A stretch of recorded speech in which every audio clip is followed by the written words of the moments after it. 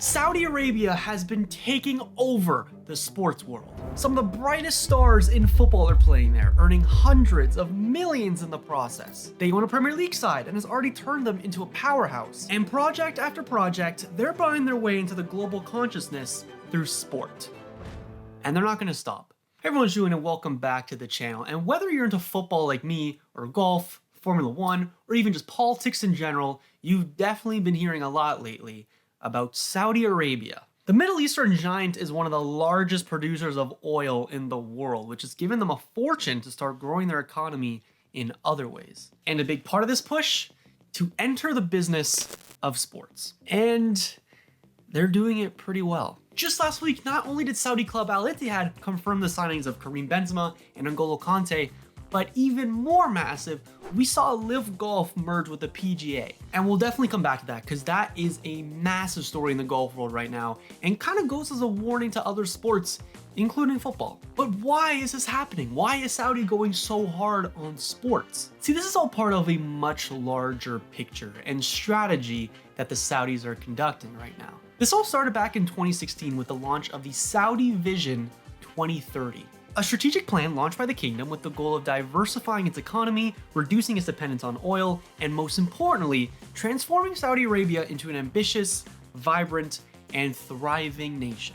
They want to become a global powerhouse, a sort of oasis for the rich, similar to how Dubai's gone from an abandoned desert to the modern mega city it is today. Basically, it's the plan behind a lot of crazy mega projects the country's doing right now, some of which you might have heard of, like that big line-shaped city they're working on, or that big cube-shaped city they're working on. Ultimately, it means trillions of dollars being poured into tourism, entertainment, and infrastructure. And that means a war chest of funds is now going into sports every year. And their grasp on the industry has shot up quick. We all know that cash is king, so of course when athletes and organizations have so much of it waved at them, Saudi Arabia's rise isn't a shock to anybody. Firstly, in 2018, they expanded their partnership with the WWE. The Saudis held massive pay-per-view events in their country, being broadcasted to millions of eyes through one of the largest fighting promotions on earth.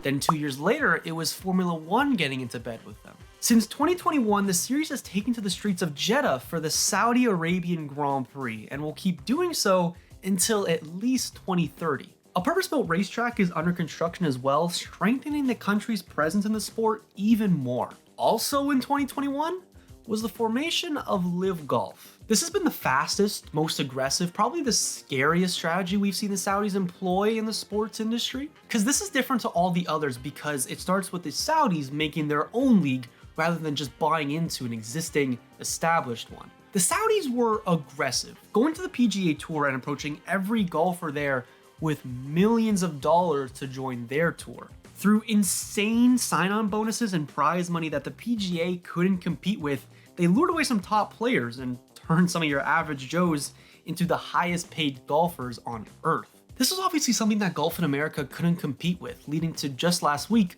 when the PGA and Live Golf merged. There's a possibility that if the PGA didn't fold and this merger didn't happen, we could have seen Saudi Arabia complete a sort of hostile takeover of a whole sport. That is insane and kind of acts as a warning to other sports and organizations with a monopoly of the best players, saying to them that no matter how much power and money you think you have, you're never safe. Many are thinking, what's stopping a live edition of martial arts or tennis, maybe even basketball or baseball? And then there's Saudi's increasing footprints in the world of soccer. First, as we all know, it was the purchase of Newcastle United last season. They're now a direct asset of the PIF, which is basically Saudi Arabia's bank account. And there's a reason Newcastle fans were elating at the news. A soccer team with a budget backed by a country is not exactly anything new and clearly works pretty well. Just look at Manchester City. Don't be surprised when Newcastle is there challenging for that as well. In just a season, they've gone from relegation candidates to a top 4 side in England, mostly due to the help of Saudi Arabia. And on top of that, there's the country's own domestic league that they've been growing as well. Quite publicly, of course, because in January we saw Cristiano Ronaldo go play for Al Nassr over there. And ever since then, the publicity of the whole league has exploded. He signed a 2.5-year deal worth $428 million. instantly making him pretty much the highest paid athlete in the world, and he was just a start. The current Ballon d'Or winner is taking his talents to Saudi Arabia, along with his fellow countryman who also happens to be one of the most talented and accomplished midfielders of this generation. Yes, Lionel Messi might have just rejected the country and their $1.6 billion they were offering in wages, but that completely untaxed salary is just going to end up going to other players. Ronaldo said himself in an interview that he could see the country soccer league becoming one of the world's very best. And as unrealistic as that may be, definitely don't be surprised when some of the players you know best start heading over there pretty soon. In the near future, its main competition is probably going to be the MLS, competing for players over their peaks who are just looking for one last payday. And if they play their cards right, they can build a product from that which eclipses many leagues, even in Europe. What's important to note as well is that the PIF also just bought 4 of the league's biggest clubs, giving each of them basically an unlimited budget to sign the biggest names they possibly can. It's a very bold and immediate model. Very hollow, very shallow to many, but no doubt effective.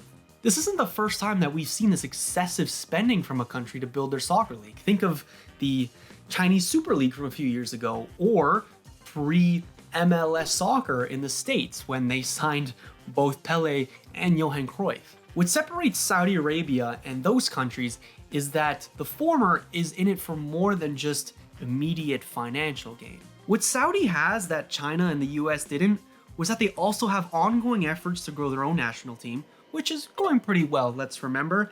They also have a surprisingly active and passionate fan base, and the fact that it ties into their larger goals as a nation. Let's not forget, they're a favorite to land the 2030 World Cup, and if they don't get it then, it'll almost certainly be theirs in 34. All indications at present suggest that Saudi Arabia's influence is only going to grow, both in the world of soccer and wider sports. Of course, there's controversy to this, as is anything Saudi Arabia is buying into. Just go to the underneath of Karim Benzema's transfer announcement, and the comments reflect the feelings of most football fans to this. "You're ruining football," reads a comment.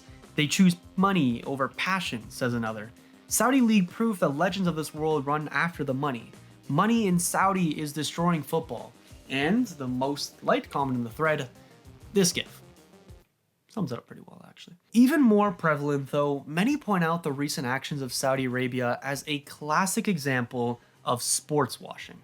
A term coined to nations who use sport as propaganda and a method to improve their poor reputation. Essentially, if I show you this flag and the first thing you think of is Cristiano Ronaldo or Live Golf or Formula One, rather than their abysmal human rights records, their irreparable damage to the Earth's climate, or their killing of journalists and protesters, and their plan is working. The ethical issues with Saudi Arabia are aplenty, but the sad reality is that the money they're offering is simply too much to turn down to many athletes and organizations. And now with the pseudo-success of Live Golf, specifically to organizations now, there's a threat that if they don't take Saudi's money, they could steal their players and replace them. And as long as that money is still there, don't expect the controversies of Saudi Arabia to disappear anytime soon, both in sports and the wider world. But of course, if they keep creating waves in the sports world and the soccer world, you know I will be your guy covering it. So stick around and subscribe. Ciao.